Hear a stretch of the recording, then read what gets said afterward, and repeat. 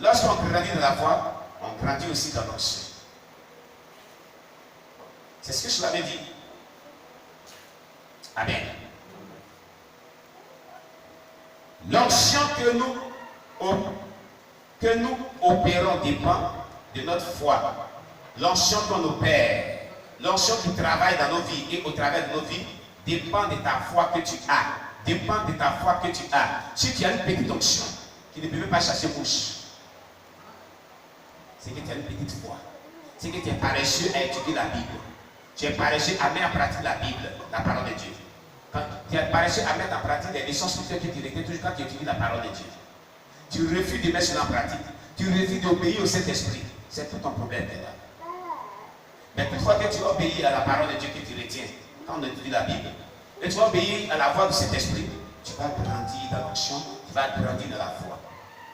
C'est ce que je l'avais dit. Beaucoup de chrétiens, leur foi a stagné. L'onction qui est dans leur vie a stagné parce que lorsqu'ils reçoivent de Dieu des enseignements qu'ils comprennent très bien, ou lorsqu'ils méditent la parole de Dieu, mais lisent la Bible, et que Dieu les parle au travers de la Bible, et qu'ils vraiment cela les index, ils ne se mettent pas à pratiquer ce qu'ils ont compris. Ils ne se mettent pas à obéir à ce qu'ils ont compris. Lorsque le Saint-Esprit les parle, ils s'endurcissent. Ils ne mettent pas en pratique ce que le Saint-Esprit dit de faire, ce que le Saint-Esprit recommande de faire. Voilà pourquoi ils ne peuvent pas évoluer. Et ils ont peu d'onction. Et ils veulent voir des grandes choses se réaliser dans leur vie. Alors qu'ils ne payent pas le prix qui consiste à mettre en pratique les enseignements qu'on retient, les leçons spirituelles qu'on retient lorsqu'on étudie la parole de Dieu et à être soumis au Saint-Esprit. C'est le prix à payer pour qu'on ait plus d'onction. C'est le prix à payer pour que la puissance de Dieu se manifeste. C'est le prix à payer pour que des prodiges, des miracles s'opèrent, pour qu'on ait la victoire sur la diversité. C'est le prix à payer pour être efficace dans l'évangélisation. C'est le prix à payer pour chasser les mauvais esprits. C'est le prix à payer pour opérer des miracles. C'est le prix à payer pour marcher dans une vie chrétienne victorieuse. Bien aimé, le prix à payer, c'est d'être soumis au Saint-Esprit. Le prix à payer, c'est que les enseignements que tu écoutes, que tu reçois vraiment en semaine, tu les mets en pratique. Écoute très bien. Amen. Dieu veut se glorifier dans ta vie. Bien aimé. Amen. Alléluia. Donc mets-toi à mettre en pratique ces paroles que tu reçois de Dieu. Mets-toi à rester à la communication avec le Saint-Esprit et fais ce qu'il te demande. Dans la semaine, qui le Saint-Esprit a parlé? Qui a communiqué avec le Saint-Esprit? Qui a entendu la voix du Saint-Esprit? Lui dit certaines choses, le concernant. Lui dit certaines choses sur la vie des gens. Lui dit certaines choses sur l'œuvre de Dieu. Qui le Saint-Esprit a parlé? Oh, pourtant, une seule personne. Qui d'autre encore? 2, 3, 4, 5, 8, 5 personnes dans cette assemblée. 6 personnes seulement. On est nombreux qu'on est comme ça aujourd'hui. Faut faire un zoom. Faut faire un zoom. Parce qu'ils vont voir.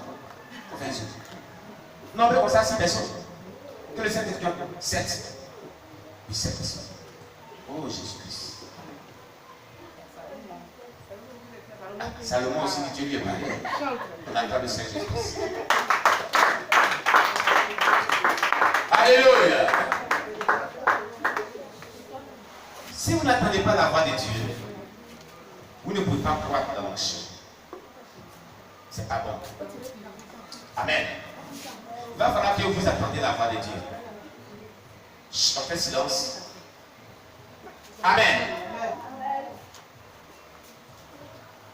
Un homme plein de foi.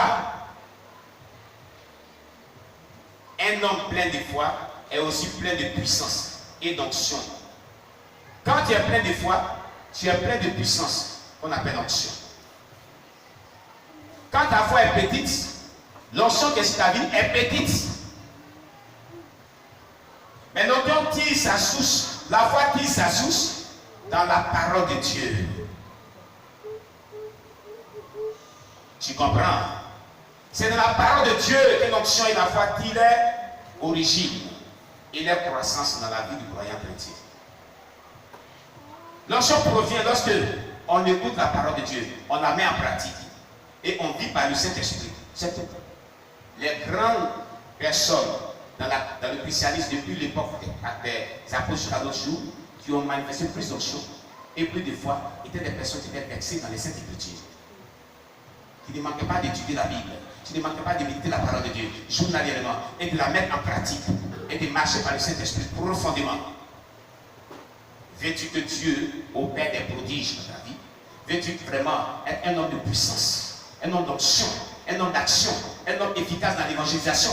L'onction attire les âmes, l'onction capte les âmes, l'onction convertit les âmes, l'onction délivre les âmes, l'onction amène au salut les âmes. L'onction, c'est l'onction qui va nous amener à monter au ciel. C'est prodigieux, c'est miraculeux. Jésus, quand il va apparaître, c'est ceux qui auront l'onction en eux, ils seront enlevés. L'onction pure, bien sûr, une onction pure, sans tache, ni rite. Parce qu'il y a l'onction souveraine, il y a l'onction impure. Ah oui, retenez cela. S'il y a l'onction pure, c'est qu'il y a l'onction impure. C'est la puissance de Dieu qui va se manifester. Quelqu'un qui apparaît au ciel et les gens montent vers lui. C'est l'onction. C'est l'onction. Il sera manifeste.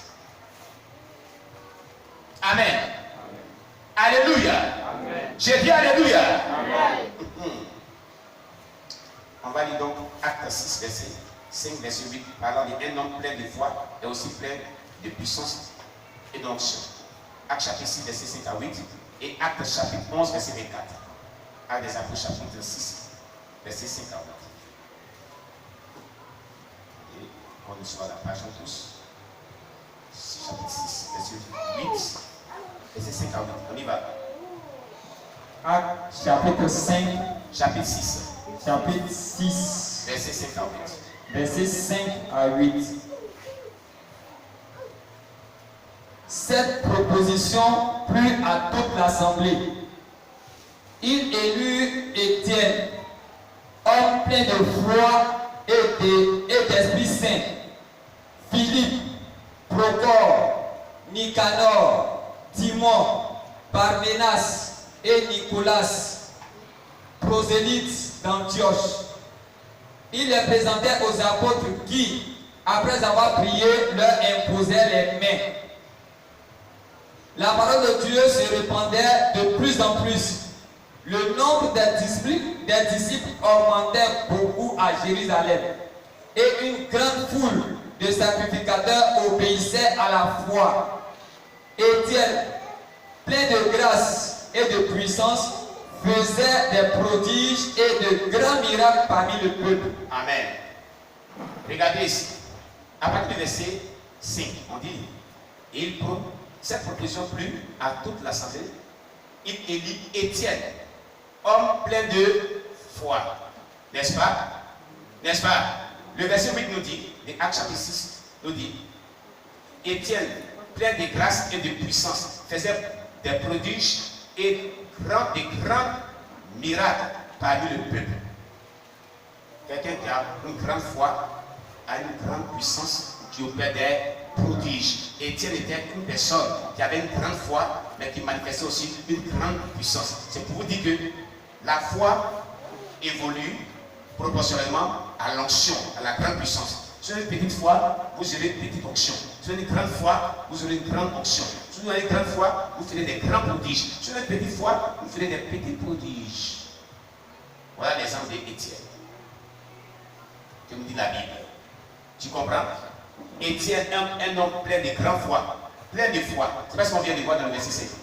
On dit Élie, Étienne, homme plein de foi, donc il avait grande foi. Sa foi était pleine. Elle n'était pas à moitié, elle n'était pas un tiers.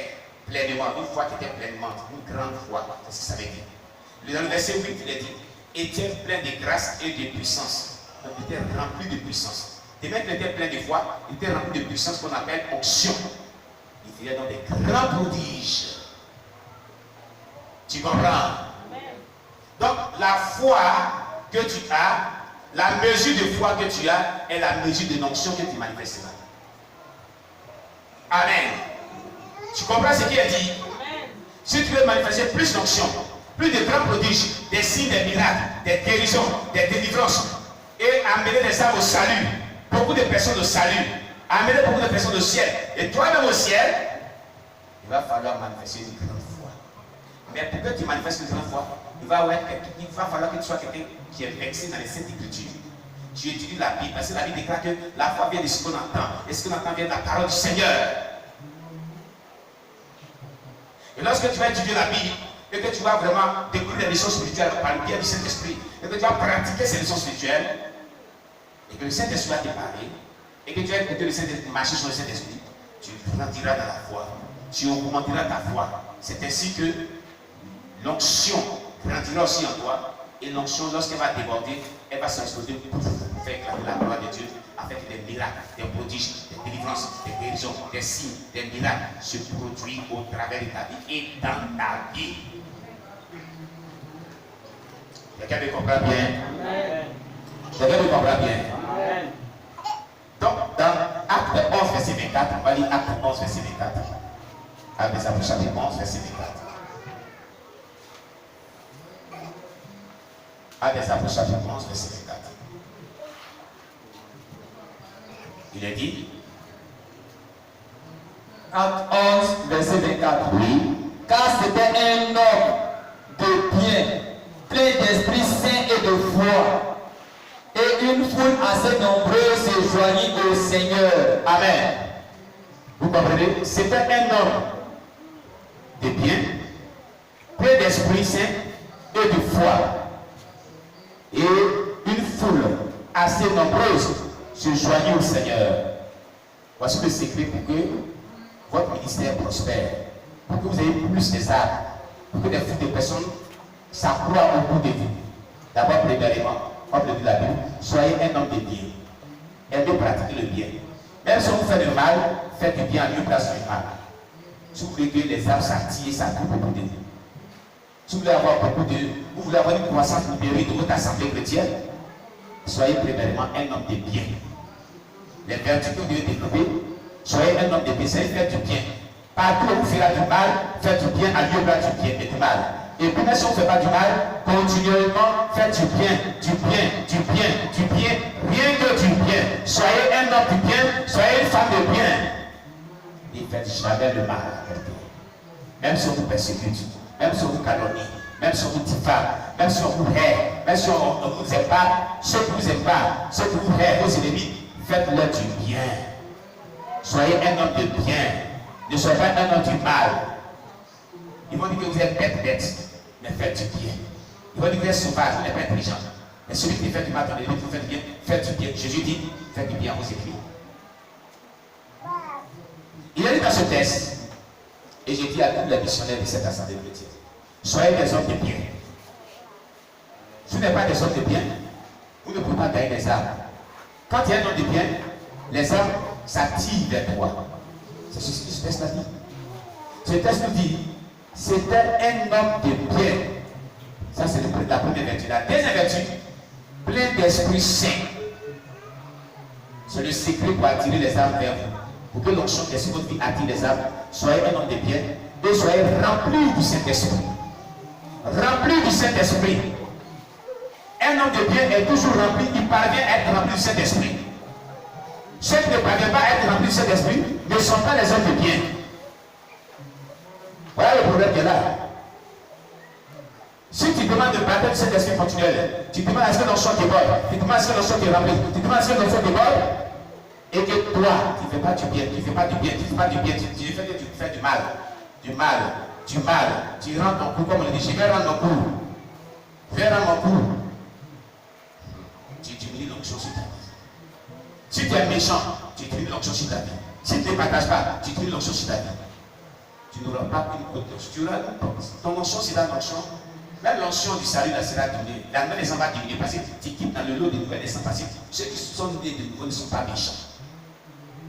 Ah oui, ils ne sont pas méchants. Ils sont des personnes qui se trouvent bien à leur prochain. Même à leurs adversaires, même à leurs ennemis, même à ceux qui les haïssent, ils les font bien. Tu n'es pas encore né de nouveau. Si toi, tu fais du mal à ceux qui te font du mal. Si tu ne partages pas à ceux qui te font du mal. Si tu ne partages pas, tu ne pries pas pour ceux qui te font du mal, tu n'es pas encore né de nouveau. Vous comprenez ce texte-là? L'onction attire les âmes. Mais le secret de l'onction qui attire les âmes, premièrement, vous devez être un homme qui fait du bien. J'ai dit à tous les missionnaires qui sont sur les champs d'église. Et à tout homme de Dieu qui m'écoute. S'il y a des hommes de Dieu qui sont sur nos pages, qui nous suivent en différé, le secret pour que votre assemblée chrétienne vraiment croissent numériquement, soyez des hommes de bien, soyez des pointes de bien, des pointes de bien, des